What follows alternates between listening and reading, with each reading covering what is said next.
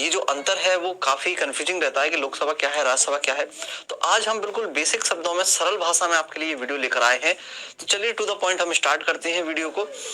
तो देखो दोस्तों, सबसे पहले अगर लोकसभा की बात करें तो नाम से स्पष्ट है, लोक यानी कि जनता द्वारा चुना गया, ठीक है ना। तो इसमें जो सांसद होता है, इसका जो सदस्य होता है, वो आम जनता द्वारा वयस्क मतदान द्वारा यानी कि इलेक्शन द्वारा उसको हम चुनते हैं, ठीक है ना। इसकी जो प्रक्रिया है वो वयस्क मतदान द्वारा होती है, जबकि राज्य विधानसभा जो है वो राज्यसभा के सदस्यों को चुनती है। तो राज्यसभा के सदस्य जो है वो राज्य की विधानसभा द्वारा चुने जाते हैं, जबकि लोकसभा के सदस्य जो है वो आम जनता द्वारा मतदान द्वारा चुने जाते हैं, ठीक है ना। नेक्स्ट बात करें कि लोकसभा को जैसे कि जनता द्वारा चुना जाता है लोकसभा के सदस्यों को, इसलिए इसे आम जनता का सदन कहते हैं। साथ ही साथ इसको निचला सदन भी कहा जाता है।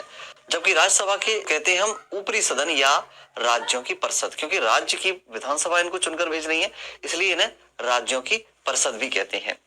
नेक्स्ट देखें कि लोकसभा का जो कार्यकाल है वो 5 वर्ष होता है, यानी कि लोकसभा सांसद जो चुने जाते हैं आपके क्षेत्र से, इसमें जो सदस्य बनकर पहुंचते हैं, उनका कार्यकाल जो है वो केवल और केवल 5 वर्ष होता है। जबकि राज्यसभा क्या है, एक स्थायी सदन है। लोकसभा कैसा था, अस्थायी सदन था, इसको कभी भी बीच में भंग किया जा सकता है। लेकिन राज्यसभा एक स्थायी सदन है और इसके जो 1/3 सदस्य है वो प्रत्येक 2 साल बाद बदल जाते हैं, यानी कि इसका कार्यकाल जो है वो दोस्तों 6 वर्ष का होता है। जैसे लोकसभा का 5 वर्ष का था, इसका 6 वर्ष का होता है। और प्रत्येक 2 वर्ष बाद 1/3 सदस्य उससे निकल जाते हैं और नए 1/3 सदस्य चुने जाते हैं, ठीक है ना। तो यही प्रक्रिया इसमें चलती रहती है। नेक्स्ट है कि लोकसभा की जो अधिकतम सदस्य संख्या है, मैक्सिमम कितनी हो सकती है, 552 हो सकती है, जिसमें से 530 तो जो है वो राज्यों से चुनकर आते हैं जनता की वोटिंग द्वारा, जबकि 20 सदस्य जो है वो केंद्र शासित प्रदेशों से चुने जाते हैं, ठीक है ना। और बाकी 2 बच्चे जो आंग्ल भारतीय समुदाय द्वारा होते हैं। जबकि राज्यसभा की अधिकतम सदस्य संख्या टोटल 250 होती है। तो जैसा कि मैंने बताया कि यहाँ पर जो है वो भारत के राष्ट्रपति सदन में 2 आंग्ल भारतीय समुदायों के सदस्यों को मनोनीत कर सकते हैं, ठीक है ना। तो 2 सदस्य कैसे आते हैं, आंग्ल भारतीय, एंग्लो इंडियन सदस्य होते हैं इसमें।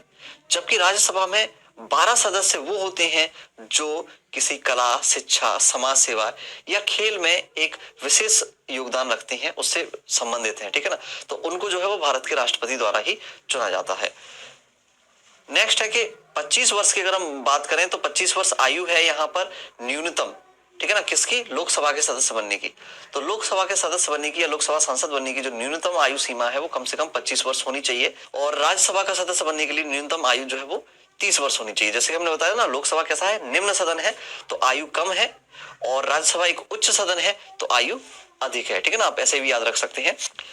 और बात करें कि लोकसभा की जो बैठक है उनकी अध्यक्षता कौन करता है, तो उसके लिए एक अलग से लोकसभा स्पीकर या लोकसभा अध्यक्ष चुना जाता है, ठीक है ना, उन्हीं सांसद में से। और राज्यसभा की अगर बात करें तो बाय डिफॉल्ट जो देश के उपराष्ट्रपति हैं, वाइस प्रेसिडेंट हैं, वही राज्यसभा की बैठकों के अध्यक्ष होते हैं। धन विधेयक की अगर बात की जाए तो धन विधेयक जो है वो केवल और केवल लोकसभा में ही पेश किया जाता है। कारण ये है कि जो लोकसभा है वो देश को चलाने के लिए, देश का शासन चलाने के लिए